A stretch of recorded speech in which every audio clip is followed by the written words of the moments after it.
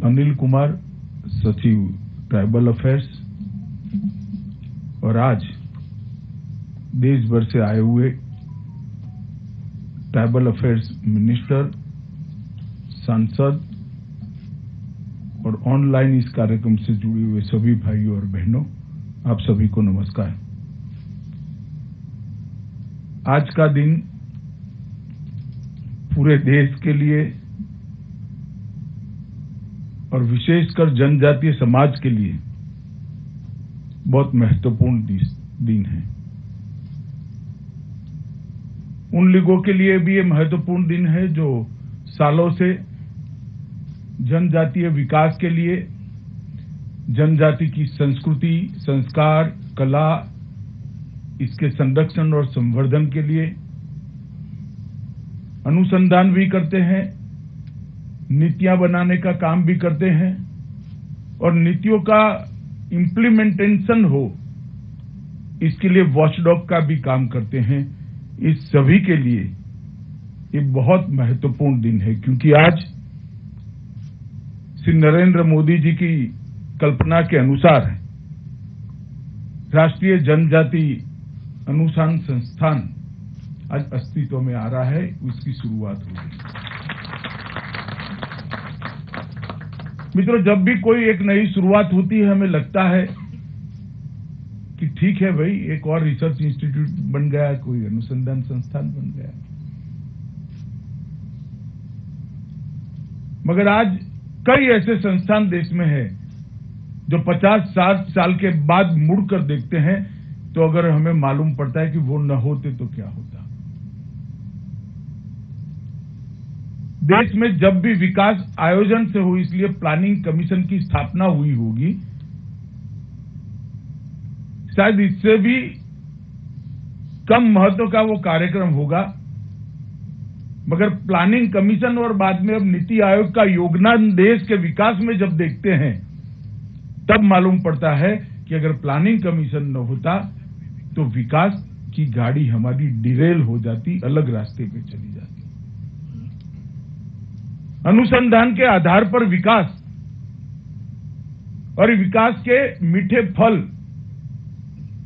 हमने planning commission के देखे हैं। जब किसी ने भेल की स्थापना करी होगी तब महज एक विद्युत उत्पादन के उपकरणों को बनाने वाले कारखाने के रूप में देखा होगा। मगर जब आज एनालिसिस करते हैं 60 साल के बाद, 65 साल के बाद, कि देश के 91% विद्युत बनाने वाले कारखानों में जो संयंत्र है वो भेल का बनाया हुआ है। जब भेल न होता तो क्या होता, हमें इसकी कल्पना जब भेल बनता है तब नहीं आती। जब LIC की स्थापना हुई होगी, लगा एक इंश्योरेंस कंपनी सरकार ने बना दी, मगर जब LIC का व्याप आज 60 साल 65 साल के बाद मुड़ कर देखते हैं तो समाज के मध्यम वर्ग को, समाज के निम्न मध्यम वर्ग को सामाजिक सुरक्षा देने में LIC का योगदान देखते हैं, तब मालूम पड़ता है कितनी बड़ी घटना उस वक्त होगी। उसी तरह से ये आज जनजातीय विषयों पर एक अनुसंधान कार्य के लिए राष्ट्रीय जनजाति अनुसंधान संस्थान जो बन रहा है वो इतना ही बड़ा कार्य है। 50 साल के बाद इसके योगदान को अगर कोई देखेगा तो उसको मालूम पड़ेगा कि मोदी जी की कल्पना है। अनेक प्रकार के 2 दर्जन से भी ज्यादा जनजाति अनुसंधान संस्थान अलग अलग नाम से अलग अलग संस्थाओं के तत्वाधान में काम कर रहे हैं, मगर उसको राष्ट्रीय रूप से जोड़ने वाली कड़ी नदारद थी, राष्ट्रीय रूप से जोड़ने वाली कड़ी नहीं थी। और हमारे जनजातीय समाज में इतनी सारी विविधता है, सांस्कृतिक विविधता है, खान पान की विविधता है, वेशभूषा की विविधता है,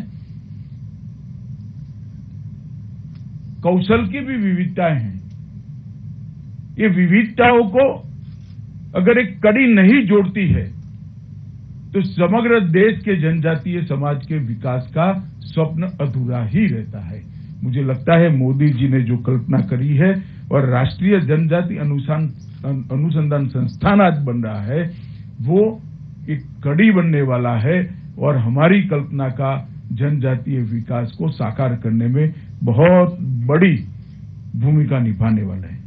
इसलिए मैं आज जनजाति मंत्रालय और नीति आयोग दोनों को बहुत मन से साधुवाद देना चाहता हूं कि आपने जो कार्य करा है इसके दूरगामी परिणाम आने वाले। आजादी के अमृत महोत्सव में एक कार्य हो रहा है।